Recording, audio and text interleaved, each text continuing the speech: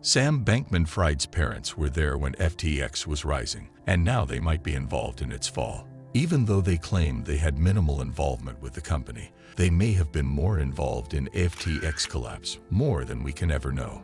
A new lawsuit filed against SBF's parents demands an explanation for more than $26 million in cash and luxurious properties that they fraudulently transferred and misappropriated, as well as the fact that they both acted as middlemen between SBF and the investors, employees, and politicians.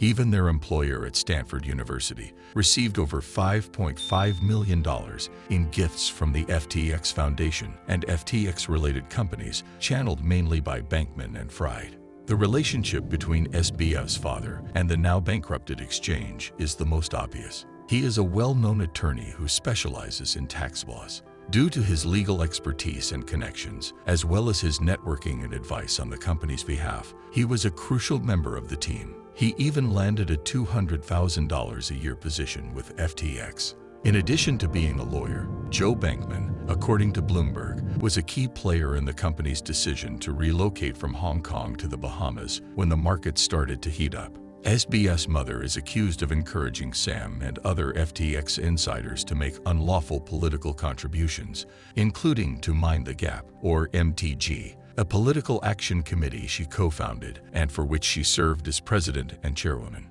She focused heavily on masking Sam Bankman-Fried's identity as a political donor. She regularly raised this issue in email communications with Sam Bankman-Fried and advised him on avoidance of such disclosure. Bankman-Fried has maintained in an interview with the New York Times that his parents, quote, weren't involved in any of the relevant parts of the business. But they also benefited financially, which is the other issue. Right. On the 18th of September, FTX filed a lawsuit in federal court in Delaware accusing Joe Bankman and Barbara Fried, longtime Stanford law professors, of using their access and influence within the FTX enterprise to enrich themselves.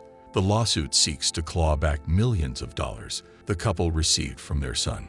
In the lawsuit, FTX's lawyers said that Mr. Bankman and Ms. Fried got a $10 million cash gift from Mr. Bankman-Fried, as well as a $16.4 million home in the Bahamas, where FTX was based, that was purchased by the exchange. SBF's parents were frequent visitors to the Bahamas, staying at a 30,000 square foot property with ocean views. Since FTX's collapse, the couple has claimed they never believed they owned the house. But according to the suit, a subsidiary of FTX paid for the home. Mr. Bankman emailed a top FTX executive in May 2022, inviting him and others over to celebrate the house you helped us buy and move into.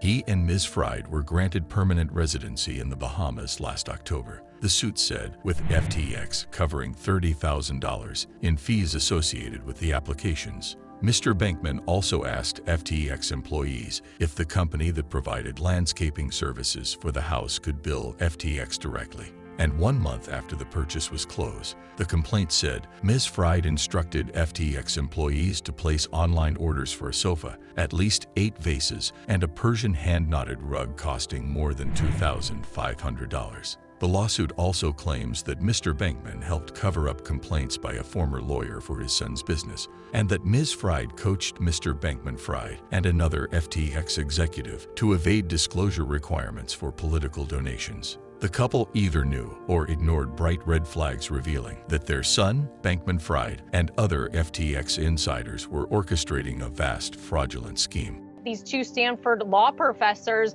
very experienced, sophisticated folks, tenured at Stanford University, should have known that the company should not have been making these transfers. They say they did all this. This is just an allegation at this point, all the while knowing that the company was on its way to collapse and on the brink of bankruptcy. The lawsuit claims that Mr. Bankman helped arrange hundreds of millions of dollars in loans to top employees and was listed on an internal document as a member of the firm's management team.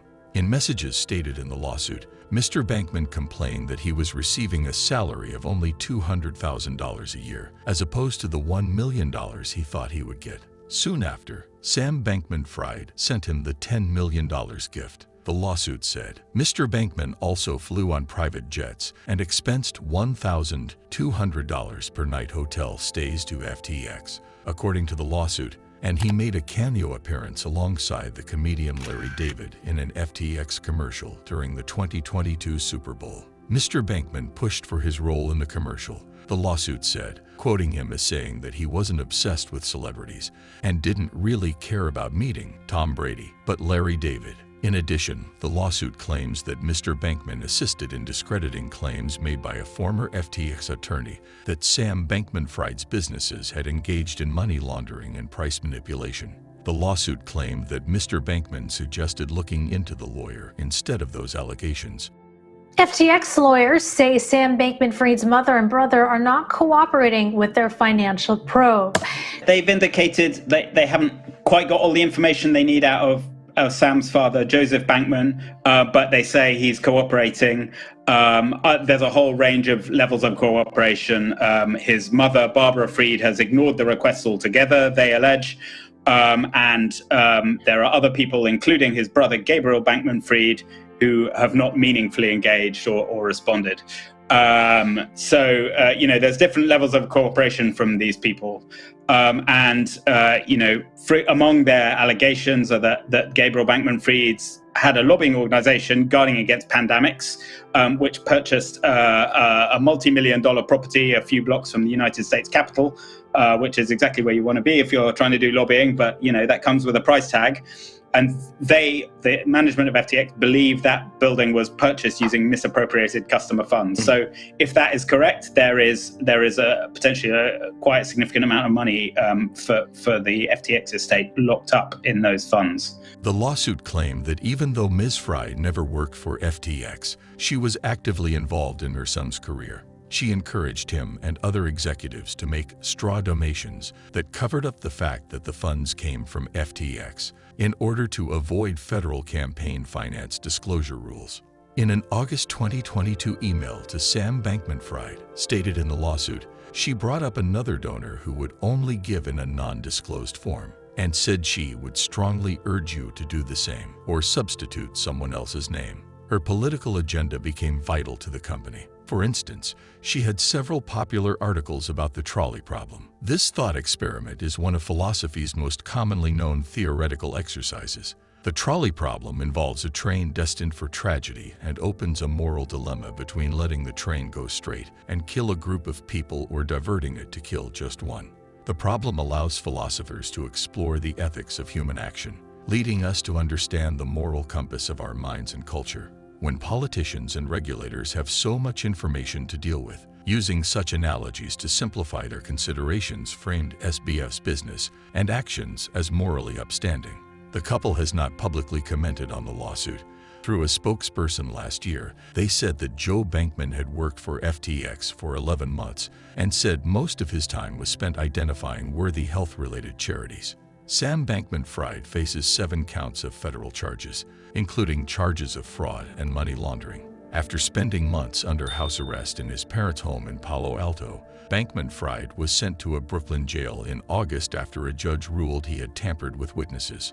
On the other hand, FTX has recovered more than $7 billion in assets to repay customers, and it is pursuing additional recoveries through lawsuits against FTX insiders and other defendants that received money from FTX before it went bankrupt.